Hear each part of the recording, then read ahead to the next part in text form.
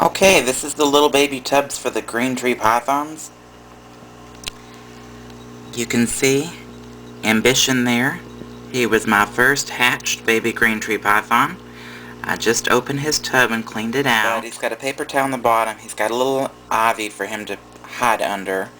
He's got 2 perches made out of coat hangers, plastic coat hangers, and a big water glass. Here's the lid, and you can see I've got a cord running through a hole with an air bubble stone, and when the thing is closed, it fits right down into the water, just like that. See, it's kind of hard to tell, but the bubble stone's in the water, and then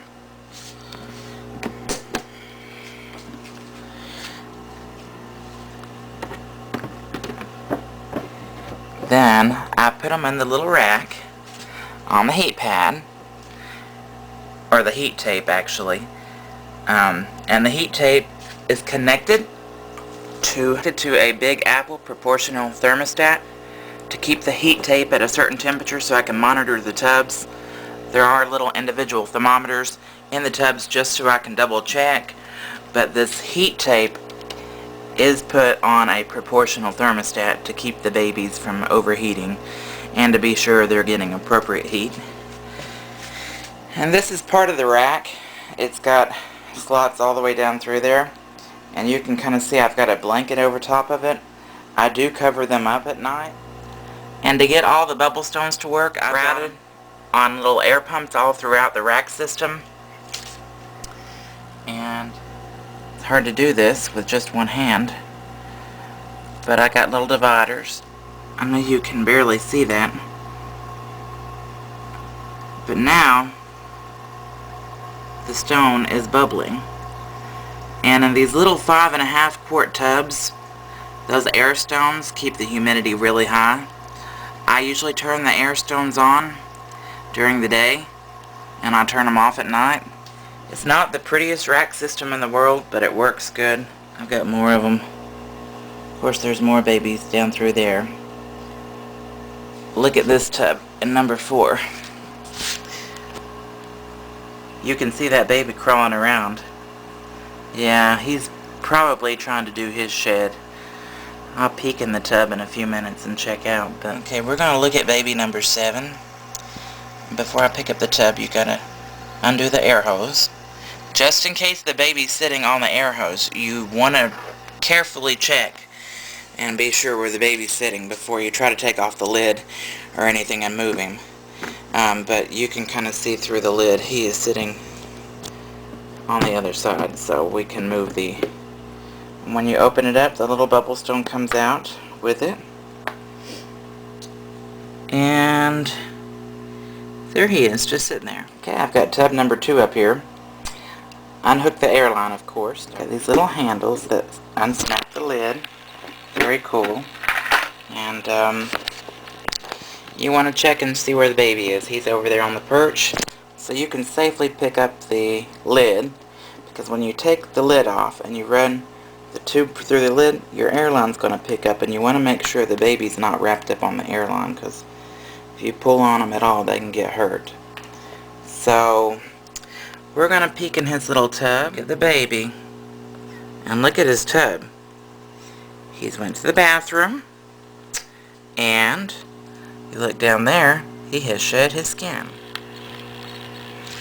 Aw, isn't that cute? Look how tiny. There's baby number 2. Most of the time, they just sit there when you open the tub, but you don't want to freak them out until you get them all eating good. I've actually already got 3 of them feeding, even before they shed. Normally, babies won't eat until after they shed, so all their tubs are pretty much the same. They've got 2 plastic coat hanger pieces and a little vine so they can hide. And just to show you how big he is, again, look at him next to my thumb. I mean, he's tiny. Super bright yellow now. I mean, amazing after the shed how bright he is. He or her. Of course, babies cannot be sexed until they're about a year old. Okay, this is tub number 8. And I just open it up to check on him, make sure he's not made a mess. And he has pooed on the bottom of the floor and kind of really made a mess. And he is just finishing shedding for the very first time. Now I'm going to have to close the tub till he's completely done because there's still a little bit on his tail, and their tail is the most fragile part. So there is no way you can assist shed one of these babies without hurting them. So he looks like he's doing really good. He's got it all tangled up in the vines. You can kind of see his tail's moving, and it's got the skin still stuck to it. So we've really disturbed him, but I already had the lid open before I realized it. But he's really beautiful. Of course, they're all really, really beautiful. I'll check back on him in about an hour. Surely he can get it off his tip of his tail in about an hour. But you can kind of see down there, all the skin is still on his tail. Now, their little tails are black. I don't know if you guys know that, but their little tails are black. And in the wild, they wiggle their tail to try to get their prey to come closer. You know, they think it's a worm. It's close enough thinking it's going to get a worm, they get eaten. So these are very smart snakes even from the start. And there he is. Gorgeous. He's like, I was shedding. Please close my tub.